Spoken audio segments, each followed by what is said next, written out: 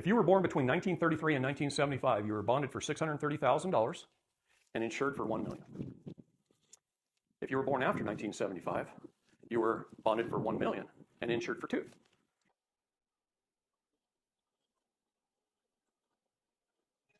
A Cestui Trust is an individual trust underneath the umbrella of the Public Charitable Trust. So the Public Charitable Trust Act of 1882 created the Public Charitable Trust. The Cestui Trust Act created the Cestui Trust, each individual trust that you all have through your birth certificate and registration. On your birth certificate, there's a bank name. It's on bond paper. There's like a CUSIP number, C-U-S-I-P number. What is a CUSIP number? It's an investment control number that's regulated by the Securities and Exchange Commission. Just going to use the figures from 75 to now because it's round numbers. We were bonded for $1 million.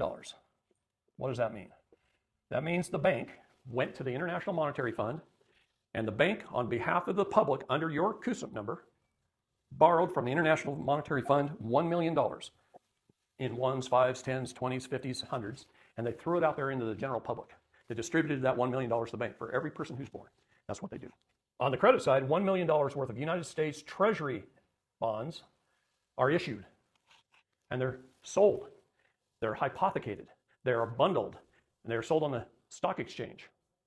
And if we wanted to, I could pull up a website if we had internet access, and I could put in one of your CUSIP numbers, and I could show you the companies that are buying and selling you today. You have more than one CUSIP number, by the way. As we increase in value, I'll just put it that way, as we get better in our life, the more we join the military or get more college degrees, we get more and more CUSIP numbers. You are the credit. You are the creditor. They're making you believe you're also the debtor, and you are. You're both. This is your vessel. This is you. Okay? This is your labor. This is your worth. I got 5 college degrees. Every time I got an advanced degree in college, I got a new CUSIP number. It's in the military, I got a new CUSIP number. All these CUSIP numbers are attached to my main birth number. Okay? This isn't a bad spot. Anyway, let's stop here. It's a balance sheet, right? It's balanced. It's got $1 million on one side, $1 million on the other. This gets invested.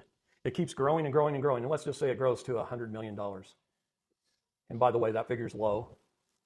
I'm giving them the benefit of the doubt. I've seen individuals worth $35 billion or more that didn't know they had a dime. Okay? It keeps growing and growing and growing. Our first 18 years of life, we're not spending anything. So nothing is going over here, our first 18 years. That's growing and growing and growing for 18 years, and it's being hypothecated and traded. They've done a good job of managing it. They really have. First 18 years, it's growing and growing and growing. You're not spending anything. You're not adding anything to the debit side. Then you go get a job, and you get married, and you go out and you buy a house. I'm just going to use numbers. And the numbers themselves don't matter. It's the concept, okay? You buy a car or two. You buy some utilities or two over your lifetime, some medical bills, some food, whatever. They keep track of it all through your tax returns, your credit card, your bank statements. Banking is all tied into the IMF, the Federal Reserve. We got a big buildings of bean counters called the Department of Fiscal Services, and those accountants just keep track of everything, everybody's life. And this all starts to add up on the debit side. And this just keeps growing and growing and growing on the investment side. At some point in time, you die, and it goes through probate. They take some of this, and let's just say over your lifetime you've spent, I'm going to round it off to $10 million. So they subtract $10 million out of your investment, and they pay off all this, and it becomes a zero balance. They even pay back the initial loan to the International Monetary Fund, plus interest. That was a loan from a foreign entity, by the way, to the Public Charitable Trust. And they pay it back. The balance is zero. Now this has, let's just say for this discussion, has $90 million left in it. What happens to it? The Cestui Trust lives on in perpetuity forever. Everyone who has ever died since 1933 is currently funding government.